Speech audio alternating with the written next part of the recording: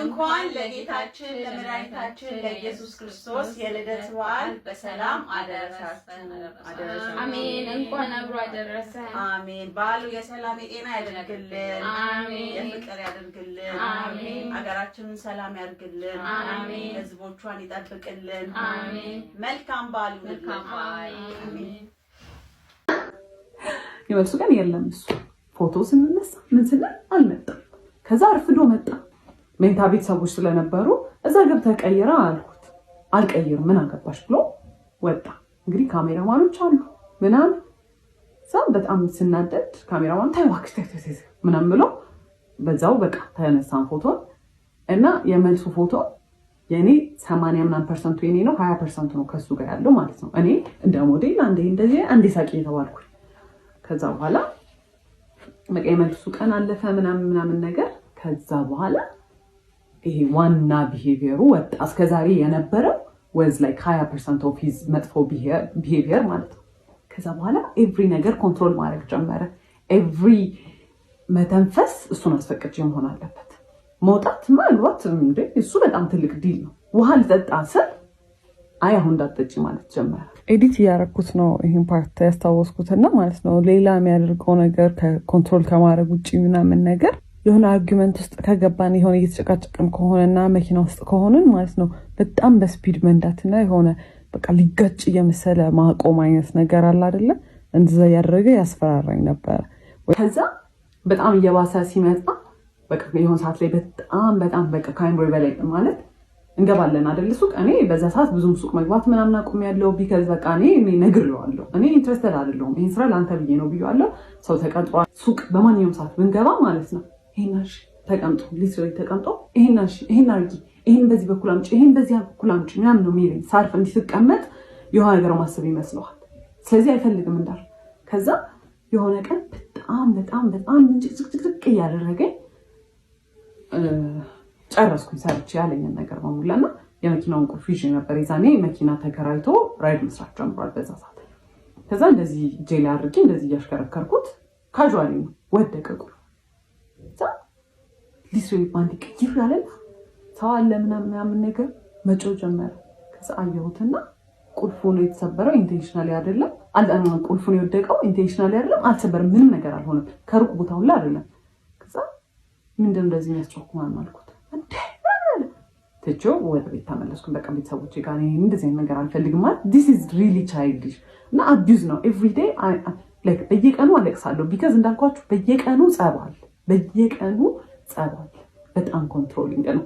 ከዛ ያኔ በቃ ተመለስኩኝ። አልፈልግም ምን እንዳለብኝ ማብይ ከዛ ምንም ብሎ አለቃቅሶ ምናምን ብሎ ተመለስኩኝ ማለት ቢካዝ ገና 3 ወሩ ነው ምናምን ነገር ነው ከሰርጉ ማለት ነው።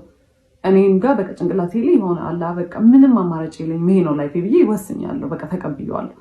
ከዛ ተመለስኩኝ። ከዛ በኋላ ተመልሼ በስንተኛው ቀን ስልኩን ሰጥቶኝ የሆነ ቦታ ደውይ ብሎ ዝቅ ስል ያንን ለመደወል የሆነ ብሎክ ያደረገው ስልክ ተደጋጋሚ የሚደወላል። ማናት አልኩት። አላቅም ማለት ንገረኝ ማናት አልኩት። ከዛ እኔ ራይት ተደውሎ ይሆናል አለኝና ለምን ብሎክ አረካቸው ስል ሰድቦኝ ነው አለ። ከዛ እስቲ ብዬ ኮሎ ውስጥ ስገባ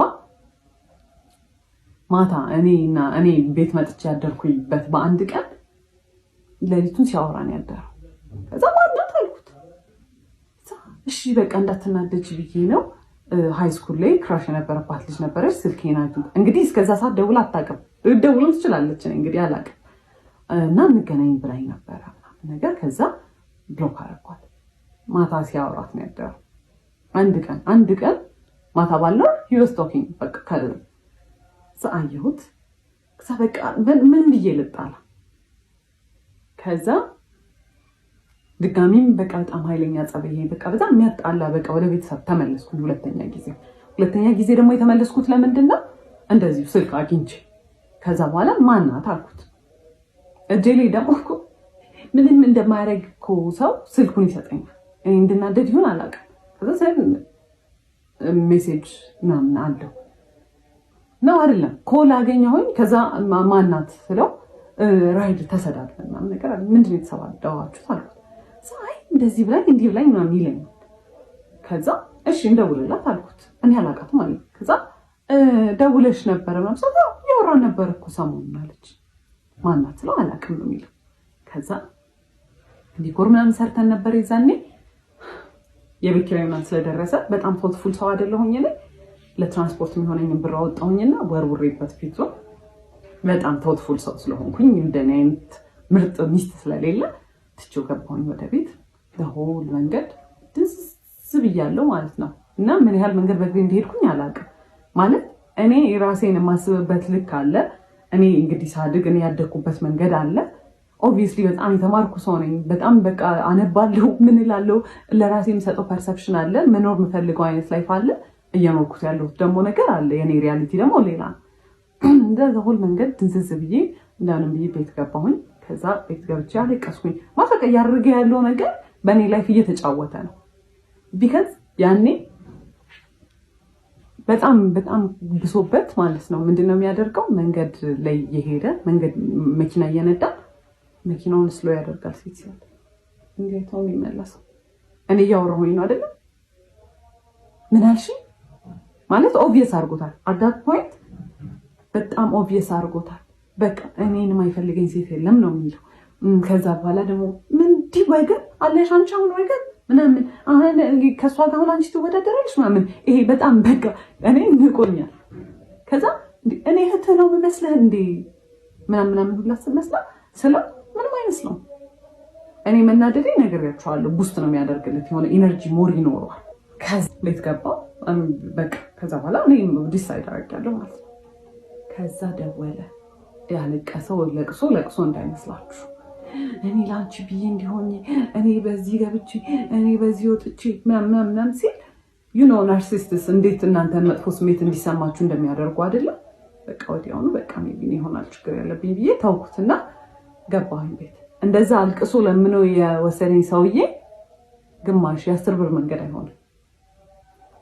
አኩርፎኛል፣ ዘግቶኛል መልሶ ማለት ነው። እንደዛ አልቅሶ ምን ብሎ የመለሰኝ ሰውዬ ይቅርታ ጠይቆ የመለሰኝ ሰውዬ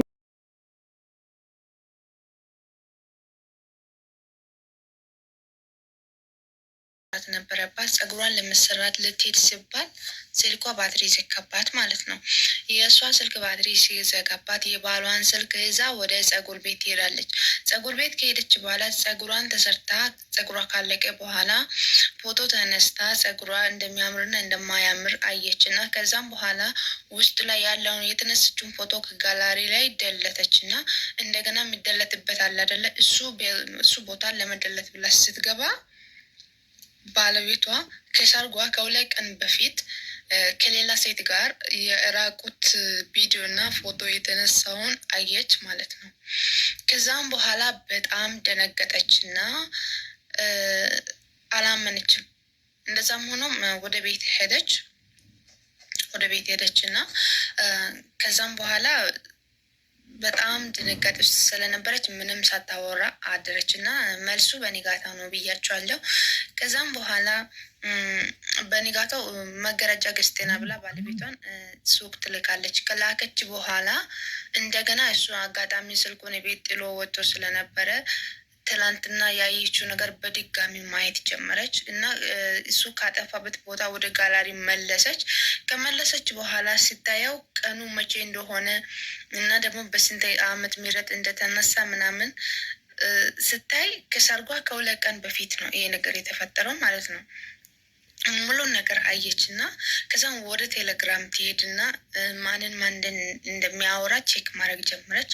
ከዛም በኋላ ስታይ በጣም ብዙ አይነት ሴቶች ጋር ያወራል። ማያወራው አይነት ጉድ የለም። ይህ ሁሉ ነገር ከሰማች በኋላ እሱ ደግሞ ወደ ቤት መጣና በጣም ተናደደችና ስልኩን ይዛ ምንድነው ምናምን ስትለው እሱ ወዲያውን እንግዲህ ብዙ ነገር ያደረገባት ስለነበረ ገባውና ምንድነው አንቺ ምን ትሰሪያለሽ? ስልኬ ለምን ነክተሽ ነው ምናምን ብሎ በጣም ጮሄባት ማለት ነው። ጮሄባት እንግዲህ ልጅቱ ብዙ ነገር በዝምታ ለማለፍ ምናምን ሞክራ ነበረ። ከዛም በኋላ በቃ በጣም ተናዳ ስለነበረች ወደ ካፌ ሄደች ማለት ነው። ወደ ካፌ ሄዳ ለሲስተሯ ደውላ እንደዚህ ያደረገብኝ ምናምን ብላ ነገረቻት። ሲስተሯም አይዞሽ ምናምን ብላ አጽናናቻት እና እንግዲህ ሰርጓም ስለደረሰ ግዴታ ቤተሰቦቿ ደግሞ ዲኮር ምናምን ያደረጉ ነው። ለመልሱ ምግብ ምናምን እየተሰራ ነበረ። ከዛም ወደ ባለቤቷ ተመልሳ መጣች እና በቃ ስትመጣም አንቺ እኔን ልታሳብሽኝ ነው፣ ሁሌ እኔ በአንቺ ምክንያት ተቃጥዬ ሊሞት ነው ምናምን ብሎ በቃ ሲጮህባት ማለት ነው። ጅት ተደርጎባት እሷ እሱን መለመን ጀመረች። ይቅርታ ምናምን እኔ የምናጠፋው ምናምን ብላ አባበለችው እና እንግዲህ ወደ መልሱ ቦታ ሄዱ። ከሄዱም በኋላ በቃ ከእሷ ጋር ፎቶ ለመነሳት ሁሉ ፍቃደኛ አልነበረም እና ስልም ለመምጣት ፍቃደኛ አልነበረም። እሷ በጣም ስትጨነቅ ካሜራማኑ ራሱ አያትጨነቂ ምናምን ያላት ምናምን እያባበሉ ነበረ እና ከመልሱም ካለፈ በኋላ በቃ በጣም የሚያስጠላ አይነት ህይወት ነበራቸው እና በቃ ብዙ ነገር ነው ያደረጋት እና እኔ በጣም የተመቸኝና ለራሴ እንደ ትምህርት የወሰድኩት ክፍል ቢኖር 14 ነው። ፈርት 14 እስከ 17 ነው ያለው። ሁሉንም አንብቤዋለሁ እና አሁን ያወራሁት ያለው ስለ ጽዮን ነው። ስለ ጽዮን ግርማ ነው። ቤቷ ሄዳችሁ ሁሉንም ታሪክ ማየት ትችላላችሁ። ሲጀመር እሷ ማግባት አልነበረባትም። ከማግባቷ በፊትም እጮኛዋ ሆኖ ያለ ራሱ ብዙ አይነት ነገር አድርጎባታል። ወደዛ ወደ እሷ ቤት ገብታችሁ ስታዩ እዛኔ ይገባቸዋል ማለት ነው። መጀመሪያውንም ማግባት አልነበረባትም፣ ግን ስለምትወደው አግብታለች። ከዛም ደግሞ በስተመጨረሻ ከእሱ ጋር ተለያይታ ምናምን ወደ አባቷ ቤት ሄደች። አባቷም ደግሞ እስከ ወደኛው ድረስ ከጎና ቆሞ ልጅ አጠገብ እንዳትደርስ ብሎ እሱን አስጠንቅቆት ምናምን እና በቃ አሁን ራሷን ምናምን ታሪኩን ለመናገር ዝግጁ ሆና በቃ አለ አይደለ አንድ ሰው በተጎዳው ሰሞኑ የሆነ ነገርን መናገር አይችልም። ውስጡ ወይ በእንባ ወይ በሆነ ነገር ይጨናነቃል ምናምን። አሁን ግን ስለዚህ ታሪክ ካለፈ ቢያንስ አመታቶች ሆኖ አልፈዋሉ። ለዛ ነው ታሪኩን ልትነግር የቻለችው እና እህቶቻችን ከዚህ ታሪክ ብዙ ነገር መማር አለባቸው ብዬ ነው የማስበው። እኔ አሁን በጣም ብዙ ነገር ተምሬበታለሁ። እናንተም እንድትማሩ ስለሚፈልግ ነው። ሰርች ማድረጊያው ላይ ሄዳችሁ ጽዮን ግርማ ብላችሁ ሰርች አድርጉና ከ1 እስከ 17 ያለውን ትረዱታላችሁ ማለት ነው።